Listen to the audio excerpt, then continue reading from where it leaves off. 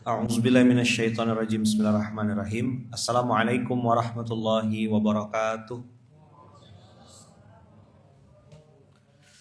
Alhamdulillahirabbil alamin. Alhamdulillahilladzi bi ni'matihi tatimmus shalihat. Alhamdulillahilladzi hadana li hadza wa ma kunna linahtadiya laula an hadanallah. Asyhadu an la ilaha illallah wa asyhadu anna Muhammadar Rasulullah. Allahumma shalli ala sayidina Muhammad wa ala ali sayidina Muhammad. Rabbi shrah li sadri wa yassir li amri wahlul 'uqdatam min lisani yafqahu qawli, amma ba'd.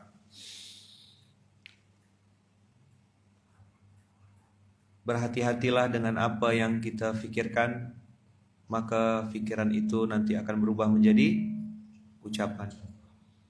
Berhati-hatilah dengan apa yang kita ucapkan, karena itu nanti akan berdampak pada perbuatan. Fenomena sakit mental, fenomena orang kecewa dengan kejadian yang tidak sesuai dengan harapan, membuat banyak orang mudah sekali menyalahkan keadaan, menyalahkan orang sekitar. Bahkan yang paling seram adalah berputus asa dengan Allah, berputus asa dengan kehidupan ini, seolah-olah ketika kejadian A yang diharapkan yang terjadi malah Z, itu adalah akhir dari segalanya, sehingga dia berpikir kayaknya hidup saya ini tidak ada gunanya lagi. Maka dengan mudah mereka mengakhiri hidup mereka, dan itulah yang terjadi hari ini. Dengan gampangnya orang menyelesaikan hidupnya dengan sia-sia.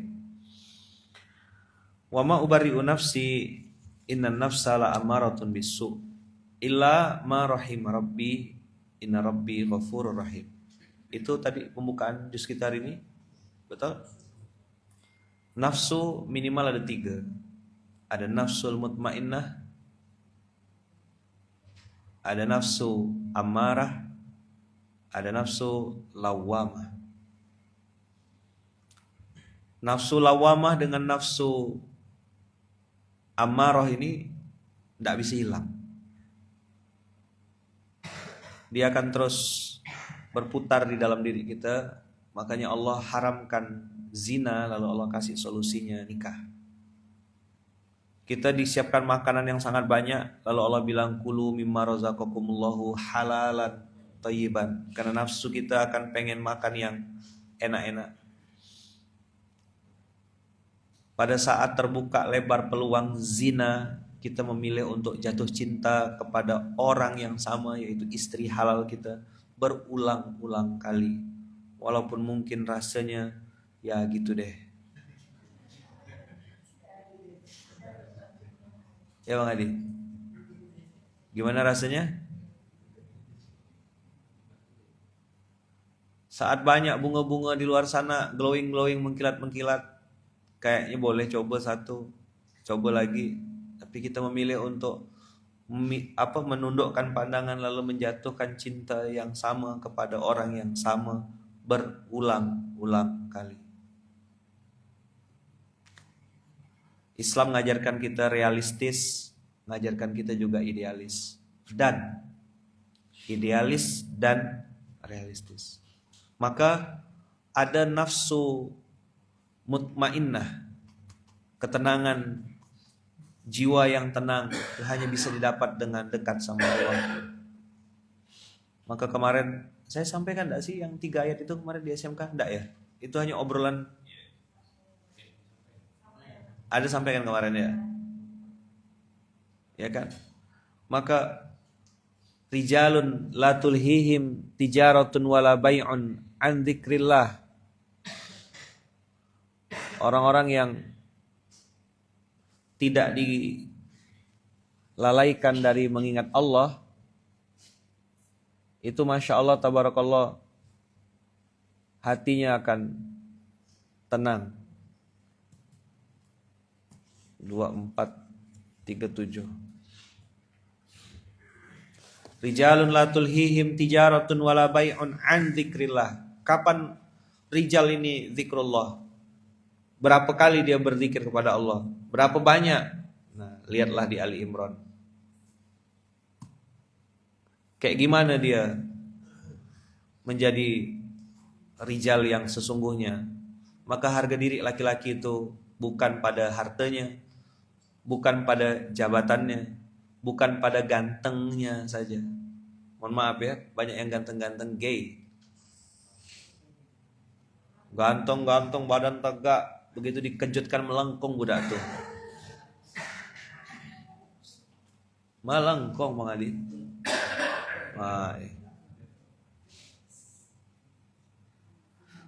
Inna fi khalqis samawati wal ard wa ikhtilafil laili wan nahari la ayatil liulil albab. Lubbun 1, lubbani 2, albab.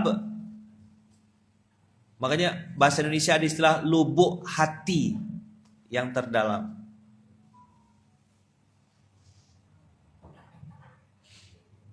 Lubuk, lubbun. La ayatil liulil albab. Penciptaan langit, bumi, pergantian siang dan malam. Iqra ayatun min ayatillah. Ketika orang kena musibah, kita bilang sabar ya, itu ujian, karena itu bisa menaikkan derajat abang. Allah kalau mencintai seorang hamba, Allah angkat derajatnya, Allah kasih ujiannya. Itu kalau ngomong ke orang. Begitu terjadi sama kita, langsung kita tertunduk, lalu bilang sama Allah, ya Allah, dosa apa yang kukerjakan sampai aku tak bisa baca Quran? Dosa apa yang kukerjakan sampai aku tak bisa bangun malam? Dosa apa yang kukerjakan ketika aku masih kesiangan? Dan saya ngerasakan apa kak? Ngerasakannya, boleh setuju boleh enggak? Qiyamul lail, sholat malam, itu memang suatu privilege. Apa privilege itu ya? Satu keutamaan atau fadilah bagi orang-orang yang memang Allah pilih. Ini saya ya Bang Kakak ya, kan SMK ini kan cerminnya ke dalam diri gitu. Kalau kita tuh ada bikin dosa gitu Bang Kakak, entah mata, entah telinga, entah badan, tuh kayak Allah tuh gak izinkan kita tahajud. Jadi kayak nanti dulu, gak boleh ketemu sama aku.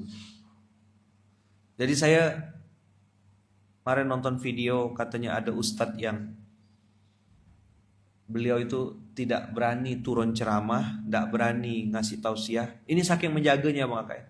Kalau malamnya tidak tahajud.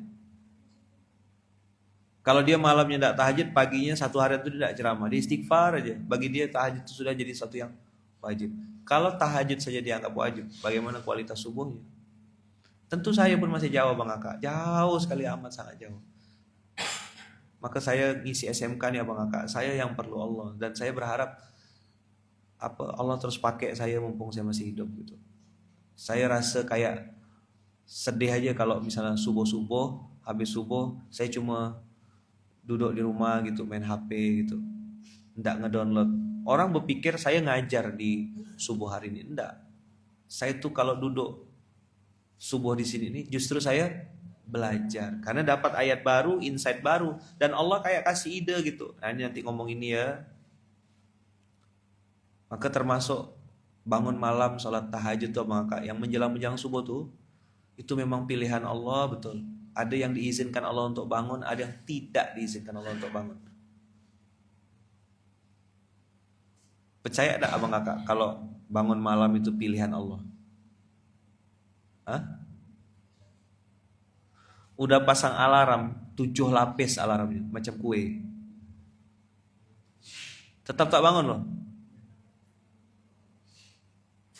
Tapi ada orang enggak pakai alarm, seperti otomatis badannya itu 2:30. Jadi saya pun ngerefleksi juga Bang Kakak, kok aku enggak bangun tadi malamnya. Begitu mundur berapa menit ya, oh lah, oke siap, aku bikin dosa ini. Dosa ini Allah, ampun ya Allah. Maka tadi saya kirim kita video tuh, saya tersinggung dengan Al-Quran. Kata Gus Mus, begitu saya baca ayat-ayat tentang orang kafir, kok mirip saya. Begitu saya baca tentang orang-orang munafik, kata dia, kok persis banget sama saya, kata dia. Ini Quran nyindir saya. Begitu saya baca tanda-tanda orang beriman, kok tidak ada tanda-tanda orang ini dalam diri aku. Ya Allah. Maka kata beliau dengan sindiran sarkasnya, beruntunglah kalian yang tidak paham dan tidak pernah baca Quran, kata dia.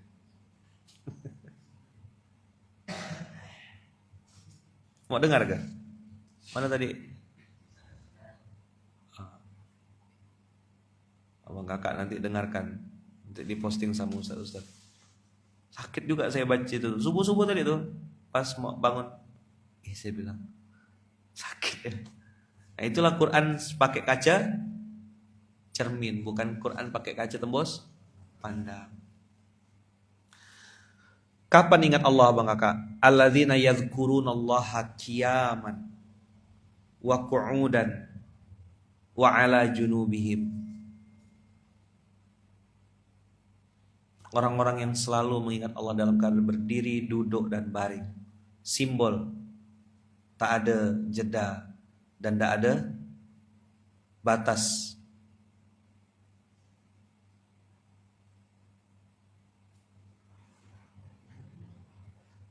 Alladzina yadhkurunallaha qiyaman wa qu'udan wa ala junubihim. Jadi sambil buka toko sebut Allah enggak?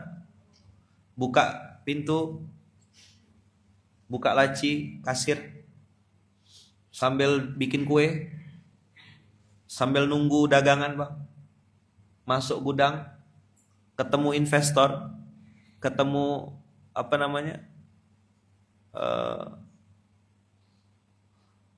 ketemu sama calon buyer, yadhkurunallaha qiyaman wa qu'udan. Kemarin nonton videonya Raim Laude kan, istrinya tuh dari Hindu masuk Islam, begitu mau pers conference istrinya bilang begini, Laude kata dia, kalau memang gara-gara nonton di bioskop film itu bisa menunda waktu sholat saya tidak mau pergi. Menurut saya ini orang udah mungkin bentar lagi punah kayak. Orang tuh apa kakak? Jangankan nunda sholat ya, tak sholat ya santai. Padahal aqimis sholata lidzikri. Sholat itu kan tuh ingat Allah. Nih 20:14. Ini ayat-ayat yang abang kakak masih lupa tuh. Masih apa? Masih lupa. Innani anallah la ilaha illa ana fa'budni wa aqimis sholata lidzikri.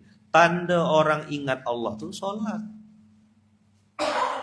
Tanda orang sungguh-sungguh tahu siapa Tuhan itu sholat. Maka saya pernah bilang kan sama kakak-kakak yang mau cari jodoh, jangan pernah percaya sama laki-laki baik, manis, lucu, romantis, pret, cuy. Apa? Pret, cuy. Kalau dia ndak sholat, kalau dia ndak mendahulukan Allah, ngapa? Allah aja ditinggalnya, pergi cuma kau cuma apa lah? Allah ya digitu kan, pergi cuma kau.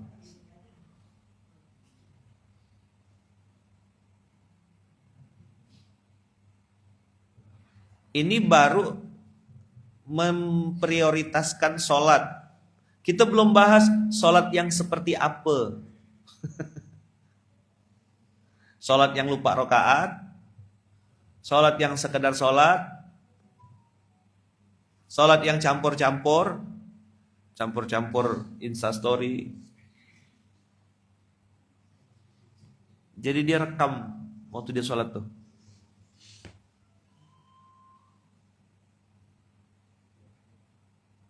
Maka rijalun la tulhihim tijaratun wala bai'un an dzikrillah, ini dari kata-kata zakar aja, zikrullah itu kemana-mana ayatnya. Maka itu jadi ayat 1 dia. Banjir dan kawan-kawan semua menjadi ayat 1. Innani anallah la ilaha illa ana fa'budni. Allah minta disembah tuh. Cemana cara nyembah Allah nih? Aqimis sholata li dzikri. Tegakkan, tunaikan sholat untuk mengingatku. Udah dikasih cuma 5 waktu pun abang kakak. Subuh 10 menit, zuhur 10 menit, asar 10 menit, maghrib 10 menit, isya 10 menit. Dari total 24 jam. Berarti kan masih ada sisa 23 jam. 23 jam tuh lah abang kakak bisa ngopi, apa gitu, salto-salto ke kebun kelapa sawit, ya kan? Apa gitu? Tidur, makan, bikin kue, bikin video, nah begini masih ada waktu. Datuk kau suruh velocity itu, ya Allah, kejam sekali kau jadi cucu. Datuk tuh suruh istighfar, pegang tasbih, tok nyatok gerakan tok, ikutlah si datuk nih. Kalau saya jadi datuk, saya ketuk pala cucunya. Pahlul kau jadi cucu, kau ajarkanlah datuk dicari doa nabi ke. Pak Long jangan ya Pak Long ya. Kalau nanti anak Pak Long ngajak-ngajak sana ikut Pak Long. Sadangnya Pak Long. Dah dekat lagi kita tuh. Sikit lagi dengan kuburan. Bayangkan kok datuk lagi belajar velocity 1,5 jam. Ya kan, tahu-tahu malaikat mau cabut. Kan bengak-bengak ubi tuh mati datuknya. Mati apalah datuk itu. Ketawa pula kita nih. Saya lagi marah loh ini. Mereka ketawa tuh di Facebook, Instagram, di TikTok. Dikira saya lagi serius ini. Inilah kita nih, saya marah kita ketawa-tawa, saya ketawa kita kira saya marah. Jangan mau ya. Itu kan ilmuhu la yanfa tarkuhu la yadur. Diketahui pun ilmu itu ndak ada gak gunanya. Ditinggalkan pun ndak mudorot, ndak harus sujud sahwi gitu loh kalau ninggalkan itu tuh.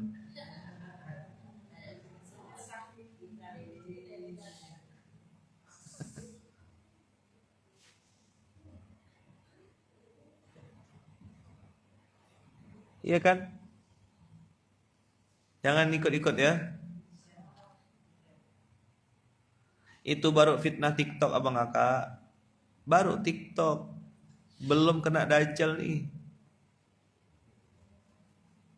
Yang Allah perintahkan alladzina yadhkurunallaha qiyaman wa qu'udan wa ala junubihim. Saya jadi paham kenapa para sahabat zaman dulu putus sendalnya ingat Allah. Sebagaimana kita sekarang ban meletus langsung ingat tukang tambal ban. Bisa jadi ya Bang Kakak, naudzubillah min dzalik, yang pertama diingat justru tukang tambal ban daripada Allah. Misal gini, ini contoh aja ya. Boleh setuju, boleh enggak. Saya enggak ngajak berdebat. Kalaupun ada yang mau ngajak debat, saya akan bilang kau benar, saya salah. Saya minta maaf. Abang Kakak, pertama kali begitu ban kita meletus, misalnya bocor atau apa gitu, teng langsung ke dalam diri. Kurang sedekah aku kayak ini. Ada harta yang harus aku keluarkan untuk orang yang ini. Itu satu. Yang kedua, kita bilang, hebat bapak ini. Gini cara Allah ngasih dia rezeki. Karena lewat wasilah ban saya bocor, beliau jadi dapat rezeki.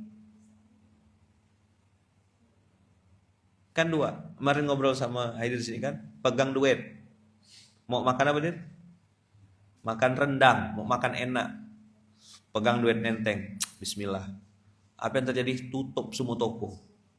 Jadi untuk apa duit tuh? Tak bisa. Ujung-ujungnya beli telur, beli mie instan, makan di rumah. Banyak sekali abang kakak yang tidak sesuai. Maka Allah bilang, akimis sholata lidzikri. Sholat itu nyawanya.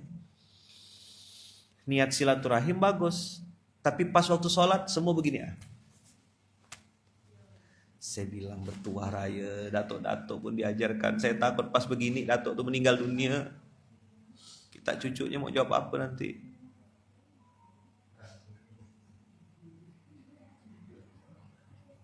Gimana kabar masjid 1 Syawal kemarin? Zuhur. Mantap enggak? Ramai kan? Softnya mengalami kemajuan. Softnya mengalami kemajuan. Maju sekali softnya. Saya husnuzon mereka semuanya sholat istisqa semuanya.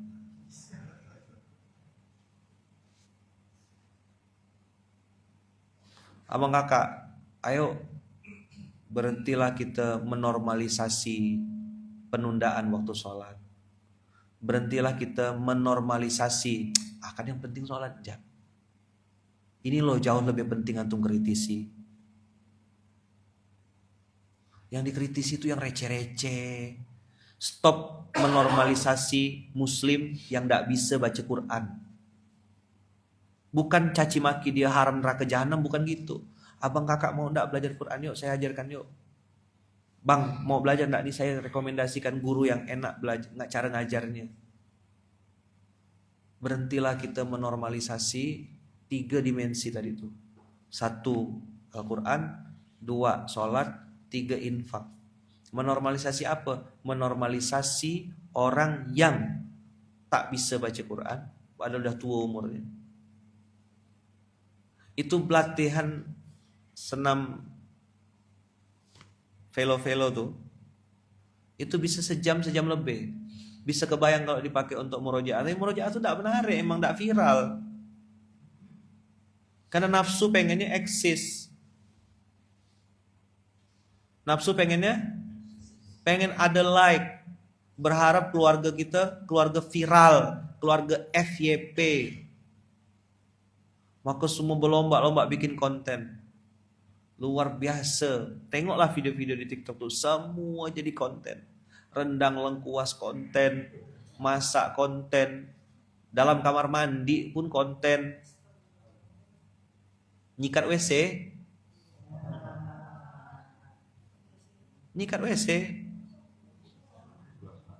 nguras bak, ngitung bulu sikat gigi.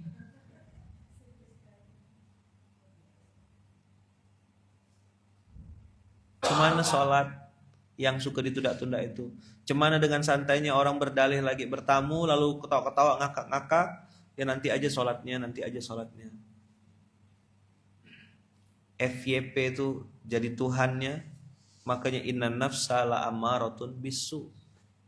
Nafsu eksis, nafsu viral, nafsu pengen dilihat banyak orang. Dan semua orang menganggap dirinya hari ini artis dan pantas untuk menjadi konten kreator. Hal-hal yang harusnya private, hal-hal yang harusnya tersembunyi, hal-hal yang bisa jadi itu amalan-amalan rahasia yang mungkin buat kita tembus ke langitnya Allah, jadi sia-sia gara-gara kamera manusia. Ngasih hadiah ke orang tua, oke, pembenarannya adalah, dalilnya adalah saya pengen menginspirasi banyak orang. Oke, nice. Semoga Allah jaga hatinya abang, kakak. Tapi kalau boleh saya sebagai sahabat, saya sebagai teman, banyak-banyaklah menyembunyikan amal soleh. Tidak semuanya harus dijadikan konten. Tidak setuju, tidak apa-apa kok. Tidak setuju, tidak apa-apa. Tidak semua orang harus tahu apa yang sedang kau lakukan. Dan mohon maaf ya, celakanya, tidak semua orang juga peduli dengan apa yang sedang kau lakukan.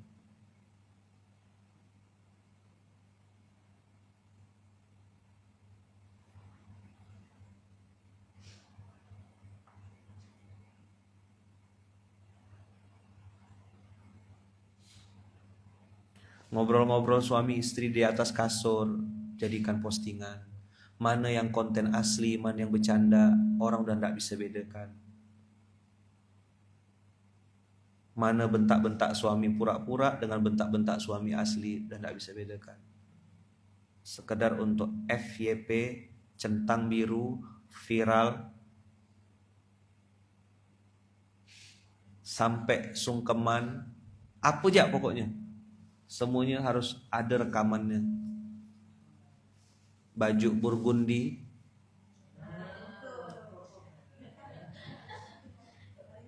sebelumnya shimmer. Wah, tuh kok pakai burgundi, lagi spiral sekarang. Apakah semuanya memang harus diposting?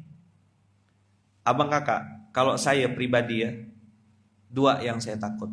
1, paling utama, amal soleh bocor gara-gara hati kotor. Amal soleh jadi sia-sia gara-gara kamera manusia. 2, al-ain.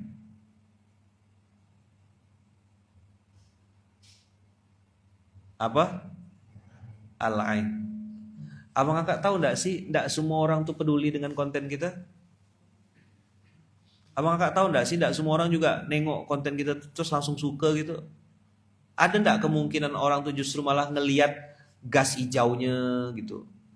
Nengok produk boykotnya malah. Jadi bukan video utamanya, misalnya di dalam video itu tuh ada foto nih, ada muka-muka kita. Orang tuh enggak lihat muka kita, justru ngeliat lukisan di belakang kita. Jadi lain yang kita posting, lain yang di, makanya istilah salfok tuh kan, salah fokus tuh. Salfok sama ikan arwana yang dalam akuarium. Hah? Aku mau foto, kau tengok ikan arwana ini malah. Sekali lagi saya tidak mau ngajak kita berdebat dan tidak mau berdebat. Tapi kalau ditanya Ayaman, mana foto keluarga Ayaman, mana foto ini? Tak ada memang. Itu kesepakatan kami dengan istri, dengan anak-anak. Biarlah private aja. Tentu saya tidak minta persetujuan sama abang kakak. Ini keputusan keluarga saya, keputusan saya. Abang kakak tidak setuju ya tidak apa-apa, karena abang kakak juga punya keluarga. Kau punya hak kok untuk tidak setuju. Maka beberapa hari ini saya mohon maaf ya, mengurangi interaksi dengan HP. Belajar jadi manusia. Ngomong, ketemu sama orang, duduk dengarkan. Karena saya pernah ngerasakan tidak enak sekali ketika lagi ngomong, orang yang saya ajak ngomong tuh pegang HP. Dan saya terus terang abang kakak ya, agak tidak nyaman aja gitu ketika misalnya ngapa-ngapa tuh langsung kamera berdiri gitu, gitu, kayak ular rasanya. Jadi langsung salah tingkah gitu kan.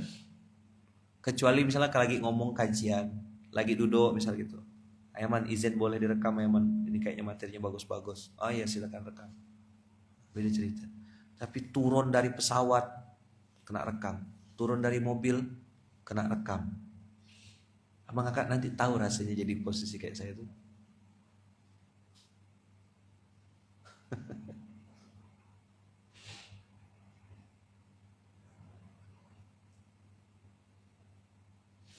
Kemarin saya silaturahim tuh, tak ada pegang HP memang saya. Ngobrol, dengarkan cerita.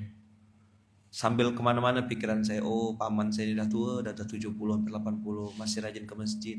Aku nih baru 40, sampai dah aku seumur beliau dan masih istiqomah dah kira-kira. Muhasabah gitu. Cerita-cerita masa lalu, cerita tentang apa, beliau ceritakan tentang ada saudaranya tuh yang udah punya tanah, belum sempat diwakafkan, udah meninggal duluan, anak cucu akhirnya berkelahi mau rebutan tanah, duit yang diperebutkan tak seberapa, cuma 1-2 miliar ya, dibagi sekian anak beranak. Ada yang bukan haknya tapi dijual tanahnya. Itu saya ya alhamdulillah dengan Islam, lewat wasilah tadak pegang HP itu jadi bisa dengar cerita fokus. Oh gitu, udah, masya Allah. Jadi ada orang yang sebenarnya hanya dititipkan sertifikat untuk disimpan, justru gelap mata menjual sertifikat tanah keluarga itu. Kan dia tidak punya hak, hanya dititipkan. Tapi gelap mata tadi dijual dan dibagi.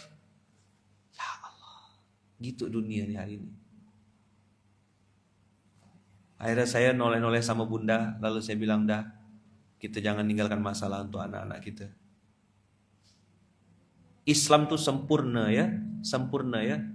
Ada wakaf, ada wasiat, ada waris. Mana Ustaz Fanani? Tolong koreksi kalau salah ya, saya memahaminya. Saya pribadi lebih cenderung sebelum mati mending wakaf dulu.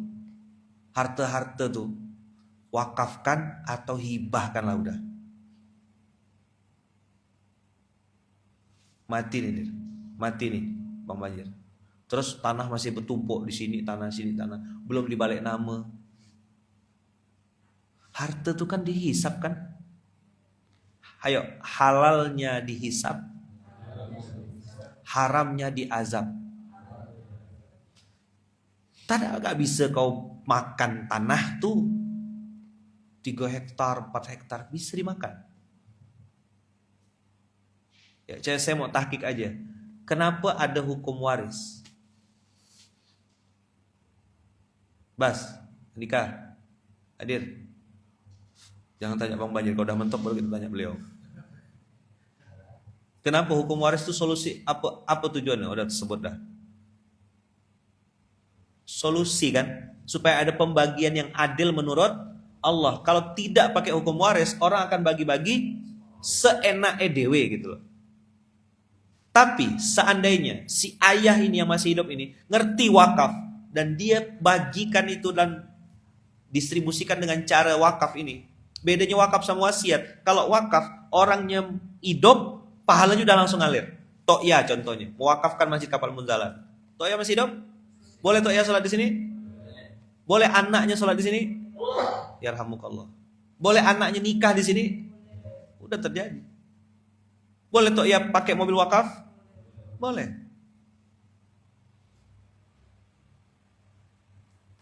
Betapa beruntungnya Tokya masih hidup, langsung menikmati. Asik kan? Tapi kalau wasiat, syarat utamanya baru bisa ngalir pahalanya, argonya baru jalan kalau mati dulu. Pak Long wasiat, nanti rumah ini jangan dijual ya, rumah sebelah juga jangan dijual. Ngapa Pak? Ini rumah sewa, kata Pak Long. Rumah sebelah punya orang. Oh bapak nih, kata dia, bergurau. Rumah ini jangan dijual, rumah sebelah jangan dijual. Ngapa pula Pak? Kata anaknya. Iya itu tanah orang, yang ini rumah orang, aku masih sewa, kata dia.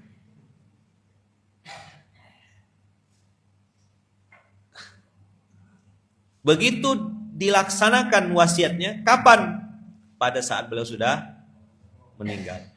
Tak pernah terpikir wakaf, tidak pernah terpikir wasiat. Tiba-tiba meninggal dan meninggalkan harta. Disitulah hukum waris bunyi. Ada nih beberapa anak yang menyarankan, Pak, diuruslah tanah, dipikirkanlah warisnya, mungkin didiskusikan bapak mau wakaf ke atau mau apa kata yang nggak ngerti agama. Kau nak nyuruh bapak mati ke? Kau nak ngerebut harta orang tua ke? Tengok mulut orang tuh.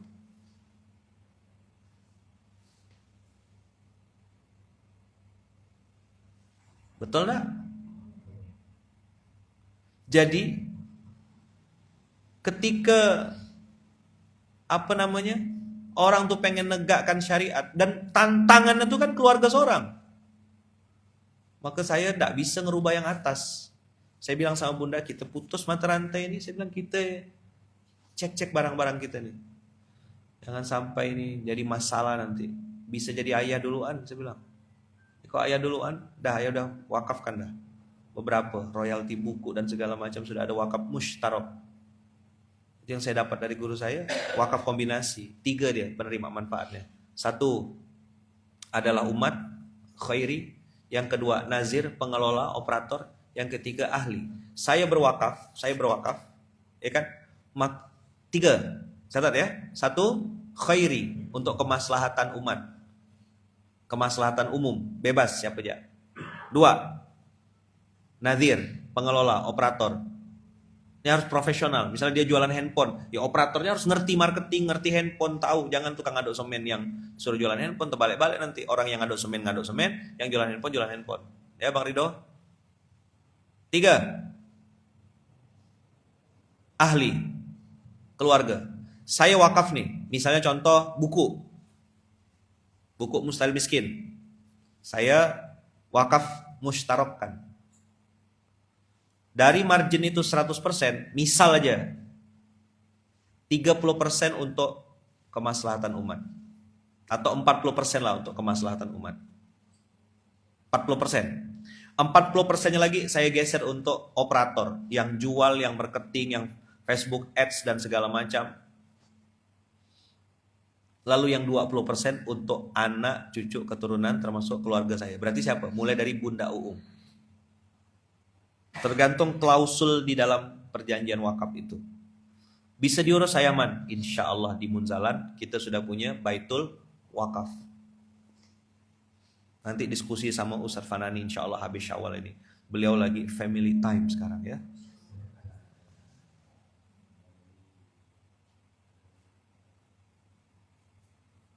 Banyak orang takut wakaf, kenapa? Karena takut anak cucunya tak makan. Banyak orang akhirnya tidak berani wakaf, kenapa? Karena takut tak dapat, nanti keluarga aku dapat apa? Makanya kalau orang mau wakaf, nomor satu mental kaya dulu. Bukan punya duit. Karena banyak orang punya duit mentalnya masih miskin. Kalau abang kakak nih yang dengarkan SMK nih hari ini mau hidupnya benar-benar berkualitas, saran saya pelajari wakaf, ya kan? Selamatkan generasi anak cucu keturunan dan dirimu sendiri dengan wakaf. Wakaf ini escape, the real escape, diamond escape. Jalan keluar berlian, jalan keluar terbaik. Selamat dunia, selamat akhirat. Gini abang kakak, ini penutup ya. Kalau abang kakak tinggalkan ruko itu untuk anak cucu keturunan, ada kemungkinan tidak ruko itu dijual di kemudian hari. Tinggalkan tanah untuk anak cucu keturunan, ada kemungkinan dijual? Belum mati bapaknya udah berkelahi rebutan, belum pecah sertifikat ini itu. Tapi kalau wakaf, tidak tahu ya di otak saya, ketika kita pilih operator yang amanah, harta gitu tuh dijaga oleh banyak orang, dimakmurkan oleh banyak orang. Bayangkan Tok ya cuma ngasih 11 meter kali 17 meter. Semua orang hari ini jaga masjid ini. Enak sekali jadi Tok ya tuh. Modal berapa dulu? Modal 4M. Keuntungan dari jual tanah kapling, dapat margin 4M, dibelikan 2 tanah sini sama Ampera. Ampera dijaga sama Ajib. Di sini Ayaman sampai ngontrak dekat sini untuk ngejaga masjid ini. Lebaran ke apa ke tak ada urusan, jaga terus. Tokyaknya udah kemana-mana udah. Masa kita tak pengen wakaf? Jangan wafat sebelum wakaf. Coba diulang.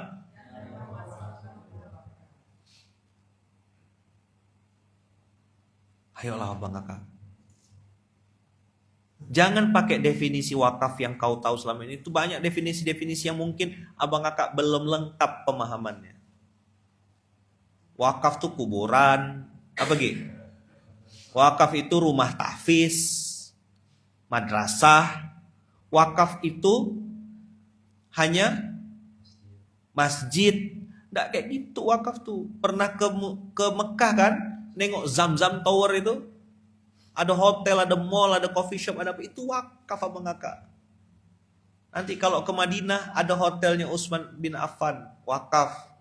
Hotel Sofitel yang di depan Masjid Nabawi itu ada wakaf juga. Saya bilang ya Allah nyamannya wakaf nih. Cuma orang hari ini tidak ngerti wakaf. Jangankan wakaf abang kakak, cerita zakat sama sedekah ya masih tak bisa bedakan. Tak tahu saya dari kecil tuh diisi apa otak ini.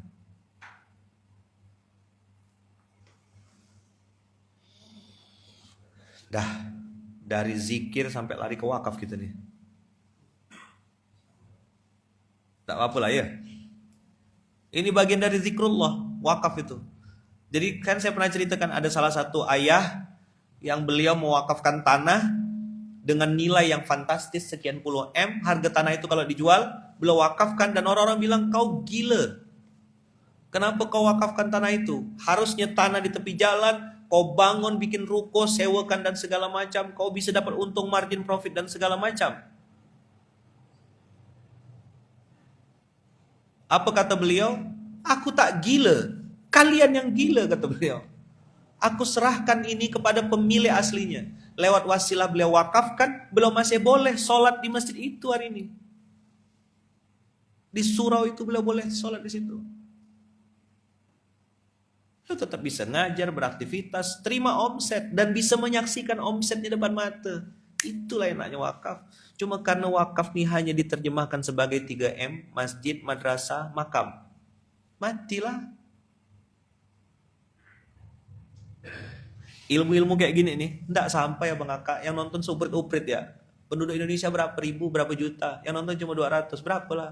Tapi coba kalau joget-joget gini, berapa juta yang nonton? Kalau buka-buka dada, buka celana dalam gitu, banyak yang nonton.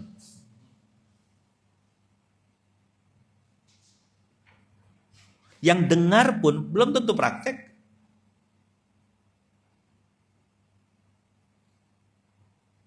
Apalagi yang tak dengar. Ceramah-ceramah sekarang kan dulu 1 menit tuh udah rasanya pendek dah. Sekarang 15 detik ceramah tuh, karena tahu orang pasti skip ceramah. Apa gitu 2,5 menit enggak punya waktu dah orang nonton 2 menit tuh.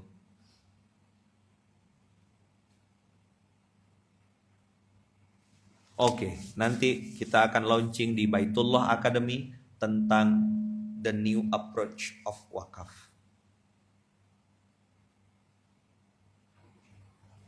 Nah, minta doa untuk ayah John, ayah dari Bang Roni Helmi.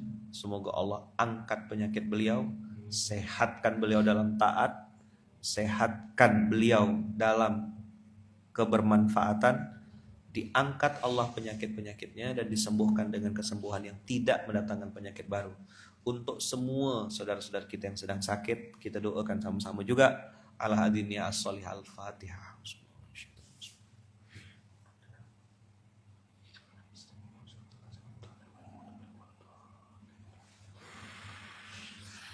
Amin. Allahumma rabbana nasi adbil ba'sa ishfina anta syafi fa innahu la shifaa'a illa shifaa'uka shifaa'an la yughadiru saqaman wala alaman. Bismillahir syafi, bismillahil kafi, bismillahil ma'afi, bismillahilladzi la yadurru ma'asmihi syai'un fil ardi wala fis sama wa huwas samiul alim. Rabbana atina fid dunya hasanah wa fil akhirati hasanah wa qina adzabannar wa adkhilnal jannata ma'al abrar ya aziz ya ghafar rabbal alamin walhamdulillahi rabbil alamin.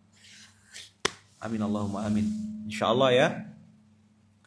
Mudah-mudahan abang kakak semuanya disembuhkan Allah, sehatkan Allah, sehat lahir dan batin. Ya, tetap semangat abang kakak. Ayo, jangan wafat sebelum wakaf. Ngerti, cari tahu ilmunya. Insya Allah akan kita launching nanti bulan Syawal ini. Ya, nunggu Ustadz Fanani dan tim selesai family time. Ya, beliau sedang berkumpul bersama keluarga. Insya Allah nanti kita akan launching dan akan jelaskan dan kasih tahu ke abang kakak bagaimana hidup bahagia, hidup bermanfaat, hidup tenang dengan berwakaf. Ya, zakat udah Ayaman sosialisasikan berulang-ulang nih. Z apa? Zirudin. Bang banjir maksudnya. Jadi tidak ada banjirnya, jadi Zirudin aja. Z Zafir ya, Zafir. Zakat. Begitu abang kakak, doakan saya ya. Doakan istri saya Bunda Uung, doakan kami sekeluarga besar, semoga selalu dalam lindungan dan kasih sayang Allah. Kita tutup dengan hamdalah, alhamdulillahirabbil alamin. Subhanakallahumma bihamdika asyhadu alla ilaha illa anta astaghfiruka wa atubu ilaik. Doakan juga mama saya, doakan ibu saya, doakan kami semuanya sekeluarga besar, paman-paman, bibi-bibi, adik-beradik semuanya, abang, kakak, ayah, bunda, semua keluarga besar yang baik-baik, dirahmati Allah, disayang Allah, dilindungi Allah, sehat dalam taat, sehat bermanfaat. Semoga Allah cabut penyakit kita, Allah cabut pelit, bakhil, sampili, karyang, kata orang Minang. Kepelitan dalam diri kita. Kalau bahasanya Bang Hadi apa pelit itu? Pelit. Pelit. Tidak ada bahasa hayya alas. Ah? Kiam. Oh, kiam itu artinya pelit ya? Oh, kiam. Kiam, oh. Gini kan? Nggak mau berbagi gitu, pokoknya dimakan sendiri aja. Kiam. Apa? Diambil semua pokoknya ya. Kiam, oh. Sampili karyang kalau orang Minang ya. Kiam, oh. Kalau kiamulail beda ya. Itu sampili karyang. Jazakumullah khair abang kakak, sehat-sehat semuanya ya. Panjang umur, murah rezeki, diberkahi Allah, diridhai Allah. Tetap semangat. Doakan Ayahman ya, doakan Ayahman, doakan Bunda Uung, doakan kami semuanya sekeluarga besar Masjid Kapal Munzalan dan semua orang-orang baik. Kita doakan selalu dalam lindungan dan kasih sayang Allah ya.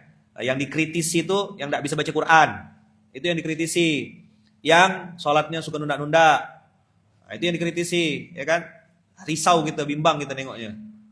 Kayak pelit. Tapi tidak usah tembak orang lain dulu. Jangan sampai kita tajam sama orang lain, tumpul sama diri sendiri. Ya kan? Ada yang tajam sama orang lain. Tajam sama diri sendiri, tumpul, normalisasi terus kalau untuk diri sendiri. Ya kan? Baca Quranmu betulkan. Ya kan? Mana zal, mana tha, mana sin. Masa setiap suruh baca Quran yang dibaca terjemahannya terus? Betulkan baca Quran, betulkan baca Quran. Usikum wa nafsi bittaqullah. Saya pun lagi maksa diri saya juga. Pahami bahasa Arab. supaya ada rasa nengok Quran tuh. Maka tadi Gus Mus bilang apa? Saya tersinggung ketika membaca Al-Quran ini. Begitu dibacakan ayat-ayat kafir tentang orang kafir, kok mirip saya. Begitu dibacakan ayat tentang munafik, kok persis banget sama saya. Begitu pas baca tanda-tanda orang beriman, tak ada tanda-tanda aku di sini. Astagfirullahaladzim. Maka kata beliau dengan sindiran sarkasnya, beruntunglah kalian kata yang tidak baca dan tidak paham Al-Quran. Jadi tidak pernah tersindir, tak terasa. Na'udzubillah min dzalik. Semoga syahrul Quran, Ramadan berlalu tapi Allah ada selalu. Pasca Ramadan, Syawal ini tarkiyah, bulan peningkatan. Meningkat juga pemahaman kita tentang Al-Quran, meningkat kualitas interaksi kita sama Quran, semakin dalam pemahaman kita sama Quran. Ini samudranya Allah. Ingat kemarin yang saya bilang kan, Al-Quran itu sebuah sistem yang amat sangat komplit, sumber informasi yang sangat sempurna, akurat, sesuai fakta, tidak terbantahkan, terdiri dari retorika, logika, sejarah, kejadian nyata, pelajaran kehidupan. Masya Allah, tabarakallah. Ini Quran itu super komplit, powerful. Mudah-mudahan Allah berkahi kita semuanya. Jazakumullah khairan Bang Kakak. Allahumma arhamna bil Quran. Barakallahu fikum. Assalamualaikum warahmatullahi wabarakatuh. Bismillahirrahmanirrahim. La haula wala quwata illa billahil